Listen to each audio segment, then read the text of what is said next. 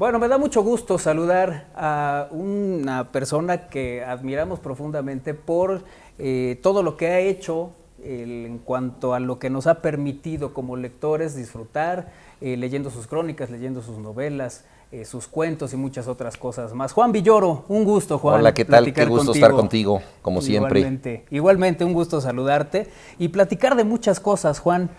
De entrada, cuando escucha uno que platicas del fútbol, de la pasión y de todas estas cosas, dices, eso se contagia desde pequeño. Y el fútbol, como la lectura, como muchas otras cosas, también tú tuviste la oportunidad de que fueran contagiadas a ti de pequeño. Sí. De las cosas que más me llama la atención de tu infancia es cuando dices, ¿cómo explicabas a qué se dedicaba tu papá?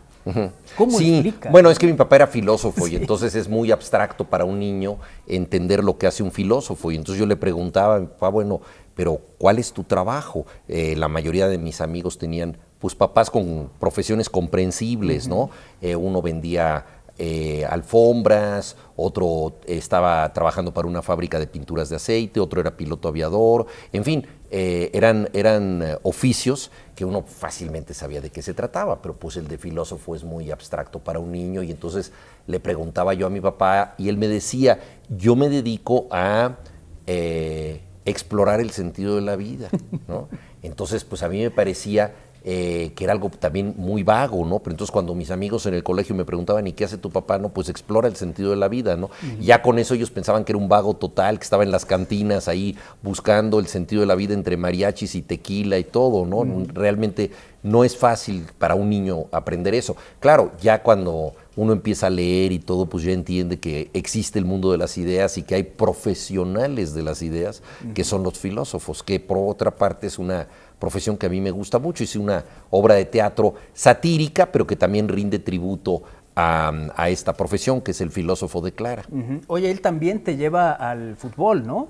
Fíjate que sí, eso fue muy importante para mí, porque yo creo que el lugar en el que yo pasé más tiempo en compañía de mi padre fue un estadio de fútbol. O sea, mis padres se divorciaron y para un papá divorciado pues no siempre es fácil encontrar actividades para sacar a pasear a tus hijos en fin de semana, ¿no? Entonces lo puedes llevar al zoológico, pero pues eso se te acaba pronto, ¿no? Porque no puedes ir todos los sábados o domingos al zoológico. Las películas pues son muy atractivas, pero no siempre hay buenas películas para niños en la cartelera. En cambio, si te aficionas al fútbol, pues ya tienes todo el año o casi todo el año actividades. Es un poco por este pragmatismo y luego a él también le gustaba, pero yo sospechaba que a él le gustaba más el fútbol de lo que realmente le gustaba y lo que yo aprendí con los años, y eso fue muy conmovedor, fue darme cuenta que en realidad él iba al fútbol para llevarme a mí, o sea, porque entendió que yo había enganchado totalmente con esa afición, entonces me estuvo llevando siempre hasta que finalmente yo ya pude ir por mi cuenta y se desentendió del fútbol. Se mantenía enterado, pero no era un fanático, ¿no? ni un conocedor, pero fue algo que compartimos con mucha intensidad y yo creo que el fútbol tiene que ver con la filiación, tiene que ver con esto. Acabo de estar en Hungría con Peter Bošić, que fue entrenador de la selección nacional de Hungría, y él es hijo de Bošić, miembro de la legendaria alineación húngara que estuvo a punto de ganar el Mundial de 1954, el llamado equipo de oro, que muchos dicen que era el mejor equipo de todos los tiempos, que había arrasado con todos, pero que llegó con muchos lesionados a la final, jugó contra Alemania, a la que ya habían derrotado por goliza y perdieron sorprendentemente. Entonces se quedó con ese gusanito, con esa espina, tanto Bošić como Puskás, como Kubala, como todos los jugadores de ese equipo legendario. Y entonces yo conocí a Peter Bošić y pues de inmediato intercambiamos este tipo de experiencias. Él hijo de un futbolista profesional, yo de un mero aficionado, pero los dos llegamos al fútbol por nuestros padres, como suele ocurrir para tantos niños. Oye, ahorita que tocas Alemania, bueno, ese partido lo comentas, ¿no? En uno de tus libros, se abre la posibilidad de que gane Alemania porque llueve. Ah, qué bueno que te acuerdas. Es que el entrenador de Alemania dijo, a ver, si las cosas empeoran, la cancha se pone como un potrero y todo se vuelve más difícil, tenemos un chance, porque las dificultades siempre benefician a Alemania. O sea, los alemanes van contra todos los obstáculos. Entonces, cuando las cosas son más complejas, Alemania tiene una oportunidad. Y efectivamente, en la película El Milagro de Berna, porque fue ahí la final, hay una escena en donde los jugadores ponen las palmas así, esperando a ver si cae una gota del cielo, y cae la primera gota y tienen esperanzas de ganar el partido. Y los alemanes, dices, más orgullosos de sus heridas que de sus facciones, ¿no? Sí, yo creo que los alemanes han demostrado en el fútbol que es muy importante la entrega, ¿no? Bueno, Gary Lineker dijo esa frase famosa de que el fútbol lo disputan 22 jugadores y al final siempre gana Alemania, claro, porque él tuvo amargas experiencias al respecto, pero mira, así sucede. Argentina tenía un equipo que parecía que no estaba jugando mal cuando lo entrenaba Maradona, y de pronto se enfrentó con la realidad, y en el fútbol muchas veces la realidad se llama Alemania, ¿no? ¿Qué decirle a Brasil en su propio mundial, ¿no? Oye, además tu contacto con Alemania es desde muy pequeño. Sí, porque yo entré al colegio alemán a los 4 años y caí en el grupo de los alemanes, entonces todas las materias yo las llevaba en ese idioma, lo cual era muy extravagante para mí, porque el alemán no es un idioma muy común en México, quizá aquí en Puebla lo es más por las fábricas automotrices, pero en México realmente nadie hablaba alemán o muy poca gente, y lo único que entonces estaba de moda eran las películas de la Segunda Guerra Mundial, en donde yo podía entender siempre lo que decían los malos, ¿no? Los comandantes nazis. Entonces yo siempre me preguntaba por qué diablos me pusieron a aprender el idioma de los villanos y no el idioma de los buenos de la película, ¿no? Entonces, bueno, no le encontré mucha utilidad hasta tiempo después, cuando empecé a leer, me di cuenta que la literatura alemana era extraordinaria, toda la cultura alemana en general, y ya me pude acercar a esta lengua, traducir algunos libros, y lo que era pues una imposición y casi una tortura se fue convirtiendo con el tiempo en una pasión. Oye, tu primer acercamiento ya con la lectura como algo que quieres hacer por gusto es De Perfil con José Agustín. Sí, veo que te has enterado totalmente de mi trayectoria, Juan, ¿no? Te lo agradezco mucho. Fíjate que yo había leído un par de libros, pero sin descubrir ahí un auténtico placer. Yo no fui un niño que leyera muchos libros. En el colegio alemán nos daban cuentos que eran muy crueles, y cuentos además como para castigar y regañar a los niños. Todos se trataban de niños que hacían travesuras y les iba muy mal. Entonces no entendí que pudiera haber ahí algo que fuera placentero. Tampoco en las clases de español encontré libros interesantes. Leí Corazón, Diario de un Niño, que es un clásico de la literatura infantil, pero de una literatura muy lacrimógena, es casi para torturar niños por el sentimentalismo, la amargura, la tristeza de ese libro, ¿no? Entonces, luego leí a Julio Verne, pero las aventuras de Julio Verne que me cautivaron me parecieron muy ajenas a mi experiencia, es decir, me confirmó la idea que yo entonces tenía de la literatura, que era algo muy remoto, muy lejano, que tenía que tratar de temas límite, ¿no? El viaje al centro de la Tierra, una isla en donde se quedaban perdidos 2 años unos niños, el capitán Ateras que iba a conquistar el polo norte, la conquista de la luna, o sea, eran grandes epopeyas, ¿no? Y muy cercanas a la ciencia ficción, ¿no? Las 20,000 leguas de viaje submarino, todo eso me cautivó, pero no me hizo sentir parte de. En cambio, cuando leí De Perfil fue todo lo contrario, porque leí una novela que acaba de cumplir 50 años, por cierto, en donde yo me pude ver en el espejo. El personaje tenía mi misma edad, y no solo eso, estaba en mi misma circunstancia, porque la novela transcurre en las vacaciones anteriores a la preparatoria, y yo la leí en esas vacaciones. El protagonista vive en la colonia Narvarte, que es muy parecida a la colonia donde yo vivía entonces, que era la colonia del Valle. Sus padres se están divorciando, mis padres se habían divorciado, él es aficionado al rock, en fin, había muchas similitudes, y de pronto yo dije, este soy yo, como lo dijeron miles de adolescentes que leyeron esa novela, y me identifiqué en tal forma con ella que pensé que la sustancia de mi experiencia, los días que yo había vivido y que me parecían totalmente erráticos, carentes de toda brújula, de pronto se podían convertir en algo muy interesante, si se narraba con la gracia con que narraba José Agustín. Entonces ese fue un doble descubrimiento, el de la lectura por placer y el de la escritura, porque simultáneamente quise escribir. digo, con una incultura total, porque sí. había leído un libro verdaderamente por gusto y ya quería escribir otro.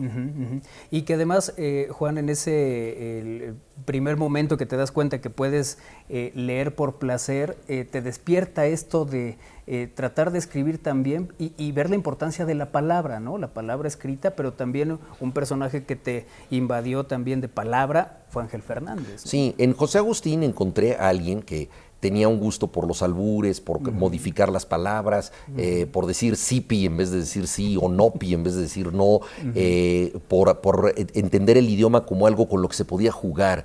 Y eso es riquísimo. Yo acabo de releer la novela con motivo de los 50 años para participar en un homenaje y mantiene esa intensidad verbal tan rica. Y yo de alguna manera me había preparado para este descubrimiento sin saberlo con las crónicas deportivas de Ángel Fernández, que fue un reinventor del fútbol. Él realmente pertenece a esa generación de cronistas que pasaron de la radio a la televisión. Dijeron, es muy aburrido decirle a la gente que la pelota está del lado derecho si la gente está viendo eso. Entonces él empezó a contar historias, a bautizar jugadores, a ponerle un nombre de guerra a todo un equipo, y realmente se convirtió en alguien que hacía los partidos mucho más interesantes gracias a su voz, que yo creo que ese es un descubrimiento esencial que hacemos en la literatura y en el arte. O sea, no hay nada más intenso que lo que está bien narrado. La realidad que puede tener una escena literaria es mucho más intensa que la realidad de los hechos. Eso es uno de los grandes misterios del arte, ¿no? O lo mismo se puede decir de una pintura, de una película, de una obra de teatro, ¿no? Que de pronto te sumen en una intensidad de la percepción mucho más grande que la que tienes viviendo los sucesos. Claro, y lo que fue para ti conocer a Ángel Fernández, platicar fue con muy él, importante, ¿no? Porque tuve mucha suerte. Yo lo conocí cuando él había sido expulsado de todas las televisoras. Él estaba en Televisa, luego se fue a Imevisión, ahí no se entendió y nunca lo perdonó el viejo Tigre Azcárraga. Jamás lo readmitió en el equipo, no fue sino hasta que llegó Azcárraga Gallán que pudo volver a narrar, pero ya estaba muy grande. Entonces él estaba en un momento de pausa, en donde no tenía muchos compromisos y donde podía rememorar su historia.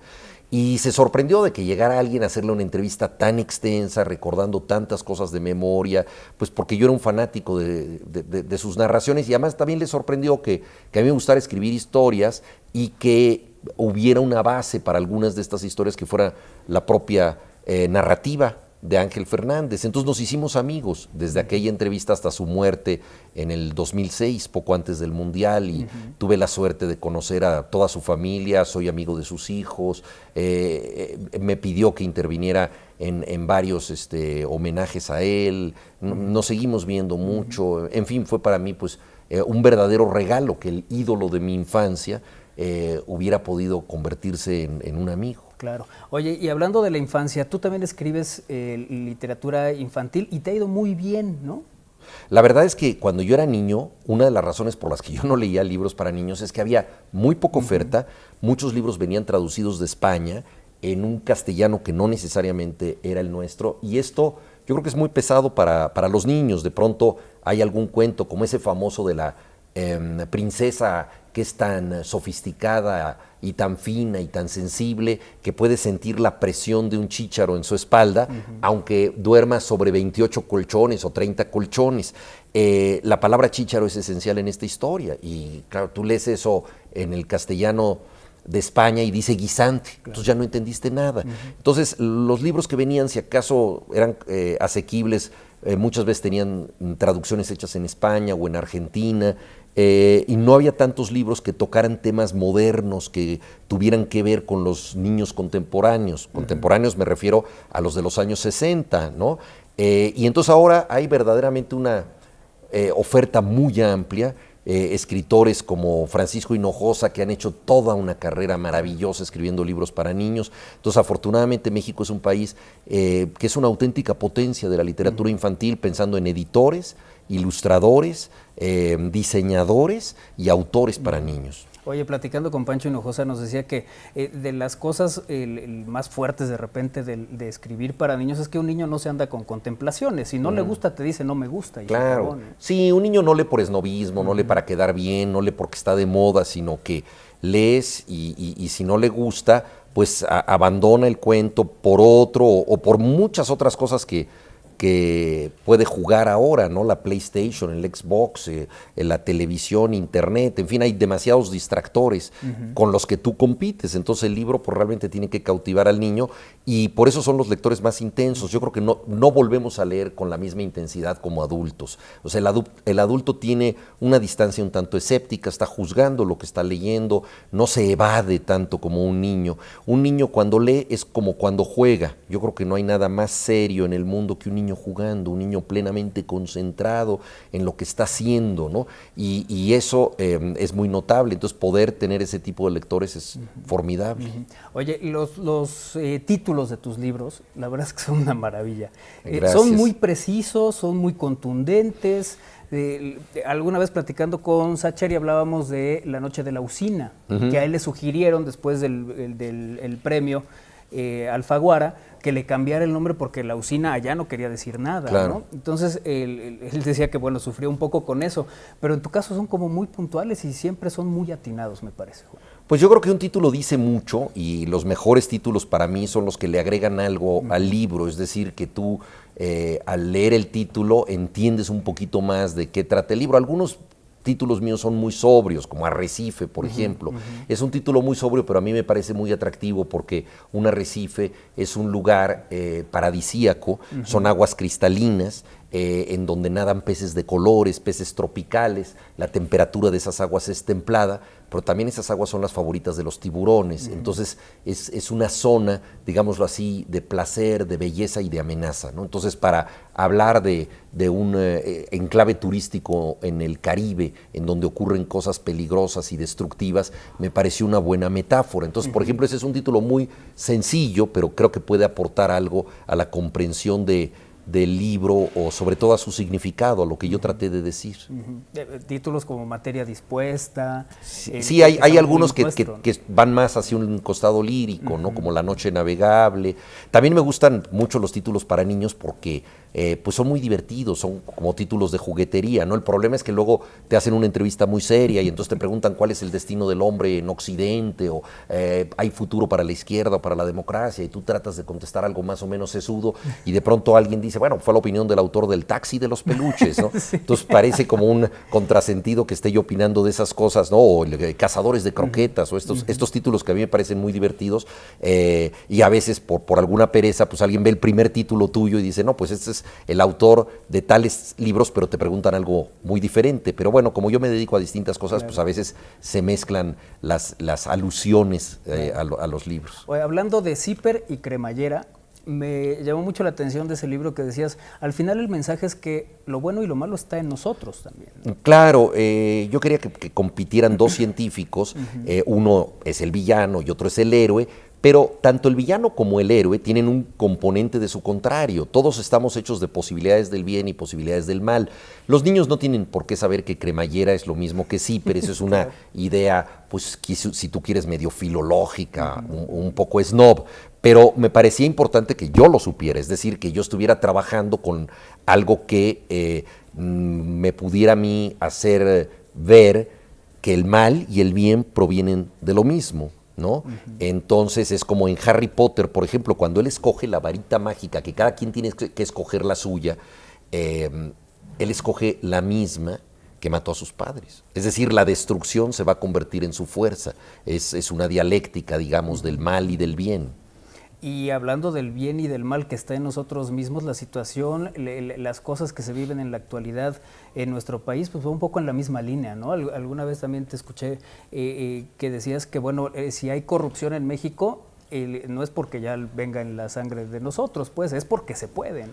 Exacto, si los suizos pudieran ser corruptos, lo serían. O sea, eso está en la condición humana. Veamos cómo tratan las compañías mineras canadienses a los mexicanos. Es un verdadero horror.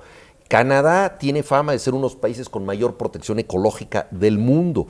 Están aquí envenenando los ríos, están tirando porquerías. Tiene fama también Canadá de ser uno de los lugares con leyes del trabajo más generosas. y aquí son terribles, ¿no? Entonces muchos de ellos incluso están coludidos con el crimen organizado en zonas en donde la minería se ejerce, en espacios, en rutas del crimen organizado. Entonces, pues, los canadienses se comportan aquí de una manera terrible, y así sucesivamente. O sea, los alemanes de la industria automotriz en Puebla no se comportan como los alemanes de la industria automotriz en Düsseldorf o en Stuttgart y otras ciudades automotrices alemanas. Si nos podemos saber que tu equipo es el Necaxa, que le tienes una gran pasión a ese equipo, que te ha dado momentos de títulos, pero también momentos de mucho sufrimiento, ahí se puede explicar la pasión. Pues yo creo que una de las cosas interesantes del fútbol es que te permite delegar tus emociones de una manera identitaria en un club, en el sentido de que el club te representa y tú de alguna manera le perteneces. Y esto es una ilusión, porque finalmente si fuéramos racionales verdaderamente, pues la mayoría de los clubes son absurdos, tienen de pronto directivas terribles, venden a jugadores que a nosotros nos entusiasmaban, van en contra de nuestra propia afición. En fin, los clubes pueden ser tremendos y sin embargo, esa ilusión que concibes casi siempre desde niño, pues me parece que debe ser defendida. ¿Por qué? Porque es como decir, de pronto, yo ya no quiero tener la infancia que tuve, yo cambio de infancia y entonces ahora le voy a la América porque ya soy otro niño. Pues esto me parece absurdo, o sea, no puedes rechazar, digamos, a ese niño que le apostó a un equipo y no a otro. Entonces es para mí la última intransigencia verdaderamente permisible, la del fútbol, ¿no? Claro. Todas las demás están en discusión y se puede cambiar en todo menos en eso, para mí. Claro, oye, las diferencias, ¿no? Los argentinos dicen yo soy de Boca. Bueno, eso lo hemos platicado con amigos argentinos, como por ejemplo Martín Caparrós, con quien hice el libro Ida y Vuelta. A él le sorprende mucho que el mexicano sea un poquito prudente, o sea, que diga, él no dice yo soy del Necaxa, sino yo le voy al Necaxa, como decía Don Ramón en El Chavo del Ocho, como diciendo yo, a ver, no me comprometo tanto, ¿no? Si el equipo se va al desfiladero, pues se fue el equipo, yo me quedé aquí. En cambio, ahí eres uno con el equipo. Por eso los argentinos inventaron esta concepción que me parece muy interesante, que es la del jugador número 12, que es el público. Hay una célebre barra en Boca, que es precisamente la 12, y efectivamente el público en los grandes días puede influir en el resultado, también juega, sobre todo si es ese público argentino. Comparativamente nosotros somos bastante calmados. Sí. La 12 que aparece incluso en aquella canción de Maradona, ¿no? De la mano de Dios y tal, ¿no? Que es sumamente importante. Lo que genera la gente. Tú dices que eres un fanático de los aficionados, de alguna manera. Para escribir, sí. O sea, como espectador, yo lo que quiero es que si está jugando el Necaxa o el Barcelona, pues que ganen, y no me importa si ganan con gol en fuera de lugar, o si los ayudó el árbitro, pues en eso todos los aficionados somos iguales, ¿no? Pero cuando escribo, mi énfasis no está tanto en las tácticas, en la técnica, en la destreza propiamente futbolística, porque no soy un exfutbolista ni soy un técnico. A mí lo que más me interesa es el fenómeno colectivo del fútbol y ahí juega un papel muy importante la afición. Entonces, en lo que yo escribo es muy importante entender a los héroes por qué suscitan esa afición y a la afición también por qué llena los estadios. Claro. Oye, tus libros has planteado dos momentos muy importantes en la historia de México, ¿no? Que es el 68 y el terremoto del 85. Por mencionar algunos, ¿no? ¿Cuáles serían esos momentos que podrías marcar en la historia reciente de México? Bueno, yo escribí un libro que se llama Tiempo Transcurrido, que va justamente del 68 al 85, que son 18 años mexicanos, y es un poco la educación sentimental de mi generación, muy vinculado este libro con la música de rock, ¿no? Ahora se reeditó con música de Diego Herrera, del grupo Caifanes. Hicimos una serie de lecturas en donde él creó canciones contadas, no canciones cantadas, y entonces un disco acompaña el libro Tiempo Transcurrido. Entonces ahí ese arco de los años enmarcado en dos fechas que fueron absolutamente decisivas, porque el 68 fue la primera oportunidad de transformación social y política de México, con una represión terrible y la matanza de Tlatelolco, y luego el 85 también fue un gran momento de descontento, porque no solo fue un cataclismo natural, sino que la pésima respuesta del presidente de la Madrid hizo que la gente se volcara a las calles, que la ciudad recuperara un rostro solidario a partir de sus pobladores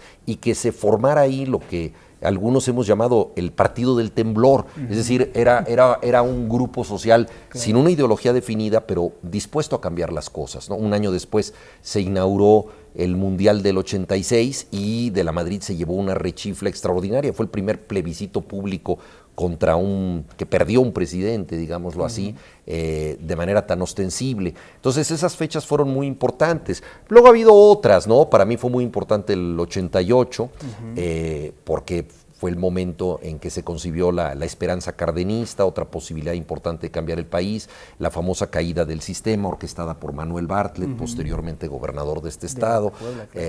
Entonces yo creo que ese fue también un momento importante. Luego el 2001, la alternancia democrática, ¿no? Las elecciones del 2000 y el cambio de poderes, pero una gran oportunidad perdida, porque Vicente Fox sacó al PRI de Los Pinos, pero luego ya nadó de muertito, ya prácticamente no gobernó. Entonces, las fechas que hemos tenido han sido más de esperanzas traicionadas o canceladas que de oportunidades ganadas. En unos minutos más vas a iniciar una conferencia y vas a hablar de Jorge Ibargüengoitia. ¿Qué personaje Ibargüengoitia? Pues es un escritor que para mí ha sido muy significativo, sobre todo en los artículos que yo escribo, he tratado de seguir su estela. Un libro mío que se llama Hay vida en la tierra, así entre interrogaciones, ¿no? Tiene que ver justamente con estas escenas de la vida cotidiana, estos misterios de lo diario que tanto le sorprendían a Ibargüengoitia, y en esa línea pues ha sido una gran influencia. Aparte ha sido un novelista paródico muy importante de sucesos históricos mexicanos. Yo creo que los mexicanos hemos sido muy solemnes con nuestra historia, al mismo tiempo la hemos contado muy mal, y es muy saludable que de pronto alguien se ría de los héroes, y eso fue lo que supo hacer como ningún otro Jorge Ibargüengoitia. Juan, es un gusto platicar contigo, de verdad que nos llena de alegría charlar siempre de cualquier tema. En este caso hemos tocado varios tópicos y por supuesto mucho éxito para Necaxa. Bueno, muchísimas gracias. Un gusto Gracias. como siempre, Juan. Gracias, qué gusto. Nos vemos. Ahí está Juan Villoro con nosotros aquí en Al Aire.